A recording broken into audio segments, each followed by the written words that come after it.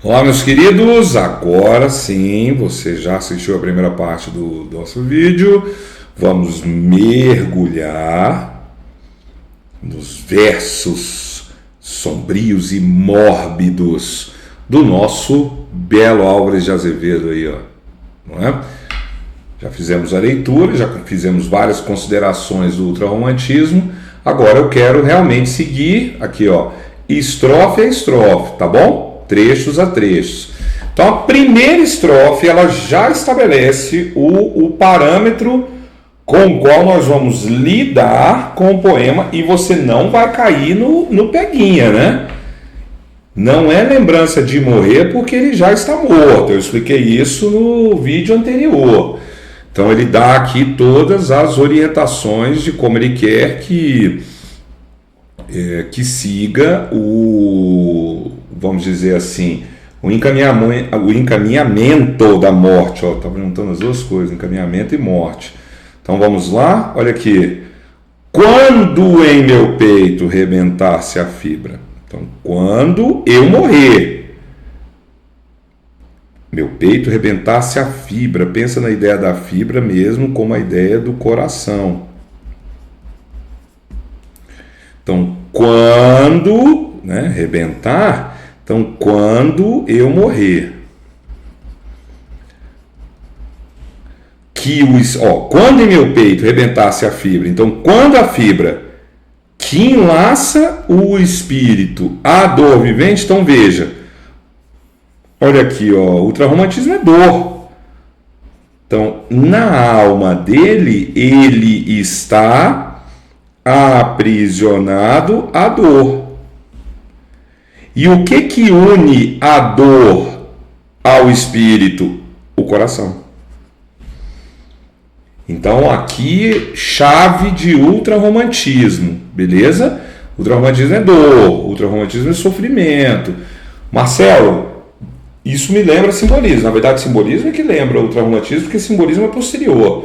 O simbolismo vai retomar, e não era tão distante temporalmente, então poucas décadas depois, o simbolismo vai retomar exatamente isso daí, né? Então, quando eu morrer, quando o meu coração que junta a minha alma, essa dor vivente, a dor de viver. Por que viver é tão dolorido? Porque o ultrarromântico não realiza-se em seus desejos em vida.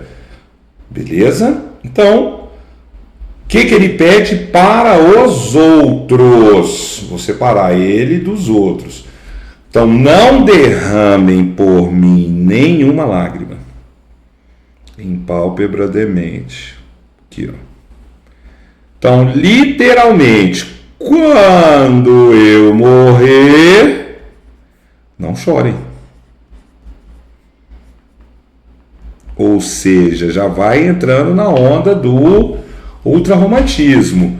Não sofram, porque eu não estou sofrendo. Poxa, Marcelo, mas a morte é terrível, né? Como é a morte para o ultrarromântico? Vamos ver? E nem desfolhem na matéria impura a flor do vale que adormece ao vento. Aqui, ó. Não cortem as flores, não tragam flores, deixa a florzinha lá, ó. Desfolhem a flor do vale, ou seja, não quero flores.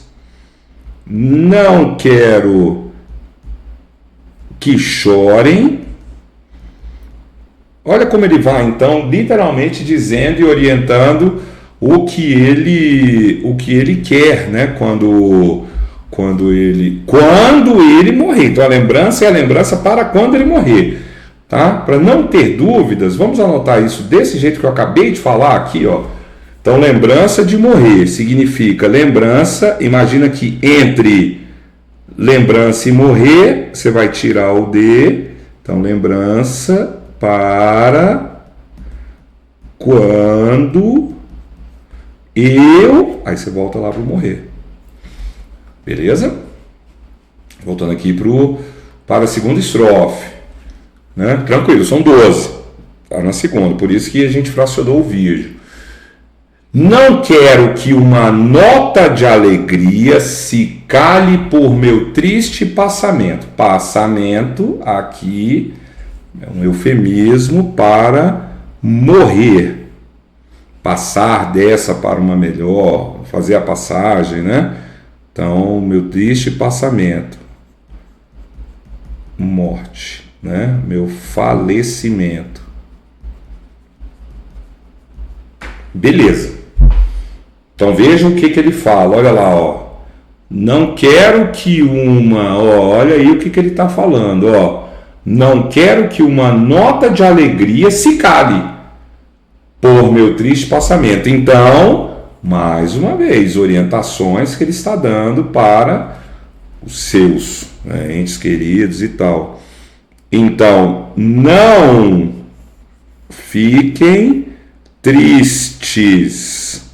Minha morte é triste, beleza, mas não quero que vocês fiquem tristes, tá? Não quero flores, não quero que chorem, não fiquem tristes.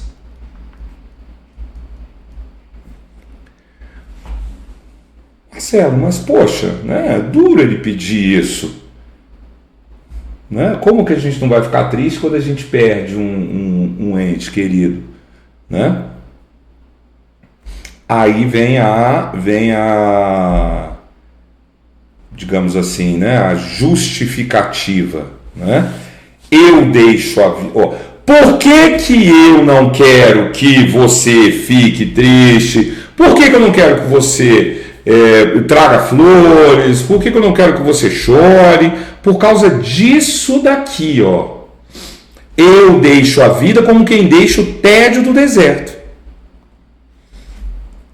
O que significa que para ele a vida foi boa ou ruim? Está sendo, né, na verdade, porque ele não morreu, né? Então, ó, eu deixo a vida como quem deixa o tédio do deserto. Marcelo, mas é como se ele já estivesse morrendo, né? Justamente. Esse é o ponto. Ele já não tem mais prazer em viver. Então, eu deixo a vida como, ó, eu deixo a vida como quem deixa o tédio do deserto. Logo, ele compara a vida dele equivale ao tédio do... Nossa, eu estou errando todas as letras. Deserto. Lembra que no outro vídeo eu falei do spleen? Olha o spleen aqui, ó, bem aqui. Tá aqui o que mais se aproxima do spleen, tédio. Spleen. O poento caminheiro. Poento caminheiro é ele, né? Caminhando na poeira do deserto. Como as horas de um... Então vejam, minha vida é como, comparação, o tédio do deserto, minha vida é como as horas de um longo pesadelo. Então aqui a vida, literalmente para ele, é ruim. Beleza? Longo pesadelo. E esse pesadelo se desfaz ao dobre do sineiro. A gente já pegou cor aqui para vocabulário? Não, né? Vou usar o azul, que eu puxei aqui para o spleen. O dobre de um sineiro é o dobre do sino quando as pessoas morrem, né? É o sino tocando. Só que é o sino tocando, avisando que alguém morreu. Então, claramente aqui... Nós temos o Álvares de Azevedo dentro do que é o mais caro à estética ultra-romântica, que é a fuga da realidade. É o escapismo. Das muitas formas de escapismo, né, pela evasão pelo mundo do sonho. Olha os sonhos do Boccaccio, lembra? Sonhos, uso de substâncias... no tempo, Casimiro de Abreu, ai que saudade que eu tenho da aurora da minha vida. da minha infância querida, que os anos não trazem mais, então tá ruim. Agora eu vou fugir no tempo, né? Fugir para a minha infância querida. Aqui ele quer fugir pela morte. Acabou, né? A mais radical de todas. Então, por isso não chorem, por isso não sofram. Então, como desterro de minha alma, a palavra desterro é muito boa, porque desterro é o desterrado, é o que não está na sua terra natal. Então, é como se ele não estivesse em vida, né? Como se ele não estivesse na terra, fora de sua terra. Então, como desterro de minha alma errante, onde o fogo insensato a consumir, eu só levo uma saudade. Opa, calma, né? Então, peraí. Pelo menos alguma coisa, né? Ele vai sentir falta? Ufa, né? É desses tempos que a amorosa ilusão embelecia. Então tá aqui, ó. Ele tem um amor? Tem. Mas os amores se realizavam? Não. Né? Aqui, ó. Puxar para cá. Então, amor não realizado. Assim como as coisas que ele quer não acontecem, os amores também não. E esse amor não realizado, a gente tem certeza disso porque ele chama de ilusão amorosa. Então nós temos, né, um ponto interessantíssimo aí. Interessantíssimo e doído. Porque o cabra não está sentindo falta de uma relação que ele tem ou que ele teve. Ele está sentindo saudade da ilusão. E aí é sofrimento, hein, amigo? Olha, aí eu vou te falar. Você está sentindo falta daquilo que te iludia, né? Você não chegou nem a realizar. Então vamos seguir. Vamos ver o que mais que ele tem aqui. Será que tem saudade de mais coisas? Eu só levo uma saudade. É dessas sombras. Dessas sombras. Então, mais uma vez, algo muito bom do ultrarromantismo. Um ambiente sombrio. Meu Deus, eu estou errando todas as vezes. Ambiente sombrio. Ah, mas é porque agora eu saquei, ó. A luz está batendo bem aqui. Deixa eu afastar o tablet. Que eu sentia velar nas noites minhas. Que sombras velavam por mim, né? Nessas noites. Não sabemos. Então, mais um ponto bom aqui de ultrarromantismo. Mistério. E ele intensifica esse mistério com as reticências. E depois, outra característica do ultrarromantismo. Ele vai falar que sente saudades da mãe e do pai. Do pai ele fala pouco, né? Da mãe ele fala mais. No Ideias Íntimas ele fala da irmã também. Aliás, ele tem esse poema, né? O Ideias Íntimas. E em vários poemas ele tratou do momento em que ele ia morrer. E no Ideias Íntimas ele diz que ele quer ser enterrado com as imagens do pai e da mãe. E ele realmente foi enterrado com as imagens do pai e da mãe. E o pai, aí tem um lance, né? O pai era meio brigado assim com ele. Ele queria que o Álvaro, ele queria que o filho seguisse, como muitos pais querem para seus filhos, né? Que eles sigam determinadas carreiras. Ele queria que o filho seguisse a carreira de direito. E ele era excepcional aluno, hein? Ele era excepcional aluno, excelente aluno, era o melhor da turma, estava escolhido para ser orador da turma, mas morreu exatamente no semestre que ia formar. Nas férias que antecederam o semestre que ele ia se formar. Então ele não morre em São Paulo, ele morre no Rio, de uma queda de cavalo, o cavalo que ele pega do pai para passar na frente da casa de uma moça que ele era encantado. Quando ele volta, ele cai do cavalo. Terrível, né? Então, de ti, ó minha mãe, pobre coitada, que por minha tristeza te definhas, e de meu pai. Mas ele também sente falta dos seus únicos amigos, poucos, bem poucos. Mas antes disso, pai e mãe aqui, temos um elemento do romantismo que é a família. Ao falar dos amigos, o que ele fala? Os amigos que não zombavam quando em noite de febre endoidecido minhas pálidas crenças duvidavam. Então sempre o ambiente noturno, né, que eles gostam muito também. E os amigos, né, os de verdade que não riam dele. Muito bem. Agora a gente chega no ponto chave, porque não é possível que minimamente ele não estabeleça uma conexão, fique só naquela história da ilusão ali, que ele não estabeleça uma conexão com um relacionamento amoroso, um jovem, adolescente, né? Vocês não, porque vocês ainda estão novos, nada de namorar, né? Estudar, deixa para namorar quando passar lá na UNB ou quando formar, né? Entrar no mercado de trabalho, concurso, lá para os 25, 24, é melhor, né?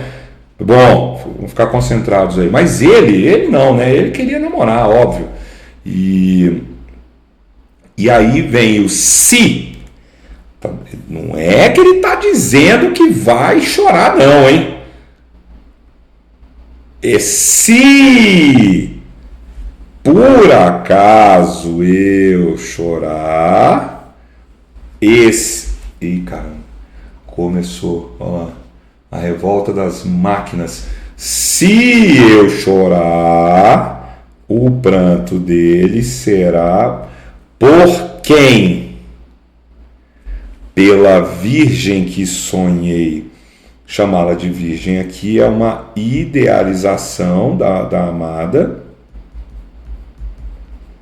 Isso tinha muito, ela é muito idealizada, o que também a faz ser a amada, né? Muito distante da realidade, uma figura meio etérea, né? Meio fantasmagórica, às vezes muito angelical, né? Aqui a Virgem, né? Pensando que no século XIX a virgindade é um valor muito importante para casamentos, claro, sobretudo casamentos de classes sociais mais altas. E ele diz que essa virgem que ele sonhou, virgem que sonhei, aconteceu nada, está no mundo dos sonhos, que tanto não aconteceu nada que ele fala que nunca aos lábios me encostou a face linda. No Ideias Íntimas, que ele escreve mais próximo ainda da morte, ele diz que ele vai morrer sem nunca ter dado um beijo. Provavelmente não, certamente. Ele escreveu muito, então ele estudava muito, era bom aluno, e ele escreveu muito. Então os críticos e biógrafos são unânimes em dizer que as coisas que ele fala nos poemas são coisas imaginadas, não são coisas vividas, são coisas de muitas leituras. Ele lia em inglês, ele lia em francês, ele demonstra nas suas poesias, peças de teatro, nos pouquíssimos contos que ele escolheu, que comporiam um livro chamado Noite na Taverna. O Noite na Taverna que a gente tem hoje, ele não é como na cabeça do Álvares de Azevedo, seria, para ele estaria inacabado, mas é maravilhoso. Então ele não teria tido tempo para fazer todas essas coisas. Daí essa referência, e essa referência ela é boa porque no romantismo a gente já viu que o poema ele é muito colado com o autor. Então tem muito de uma autobiografia, não é? de uma experiência de vida mesmo. Então, o eu lírico de poemas românticos, ele é muito próximo dos autores, o que não era praxe, não era assim no neoclassicismo, né? A estética anterior, em que todos os poetas colocavam seus eu líricos como pastores de ovelhas, numa Arcádia, né? Idealizado e tal. Aqui não, aqui o cara está falando do elemento romântico essencial, que é o subjetivismo, beleza? Só tua mocidade sonhadora do pálido poeta deste flores, então ela é diferente, né? Só para você valem apenas flores, para mim não. Por isso que ele fala lá no começo que ele não quer. Aí ele começa a falar de si mesmo na terceira pessoa. O poeta, esse aqui que está escrevendo, se ele viveu, ou seja, ele mesmo, foi por ti. E de esperança de na vida gozar de teus amores. Então, se viveu, foi por ti. Como ele não realiza esse amor, a vida dele é sofrimento. Ele quer morrer. Beijarei a verdade santa e nua, verei cristalizar-se o sonho amigo. Aqui tem uma coisa misteriosa também, tá? Lembram que aqui a gente falou desse tom de mistério? Quem que são essas sombras que velam aí na noite? E aqui fica um mistério. Ó minha virgem dos errantes sonhos, filha do céu, eu vou amar contigo. Tá, mas ele está morrendo, é na morte, é na vida após a morte que ele vai realizar isso com ela. Então, mais uma vez, mistério. Ah, Marcelo, mas e aí? Qual a solução do mistério? Se eu solucionar o mistério, ele deixa de ser mistério. Pelo amor, não. Quem são as sombras? Olha aqui. Quem são as sombras que estão velando na noite dele? Se eu desvendar o monstro, o filme não é mais de terror. Se eu souber o que está ali por trás daquela sombra lá no parque, no filme de suspense, não é mais suspense. Então aqui é a mesma coisa, né? E esse mistério aí é misterioso. O mistério aqui é misterioso, né? Mas fica aí. Então morrer também seria escapar para ver se vai realizar depois de morto, na vida após a morte, né? Macabro, não é isso? Pronto. Agora ele já chega nas orientações para como ele quer, a lápide, o túmulo, descansem o meu leito solitário. Então me enterrem, meu leito solitário, né? Olha aqui, ó. Meu túmulo na floresta dos homens esquecida.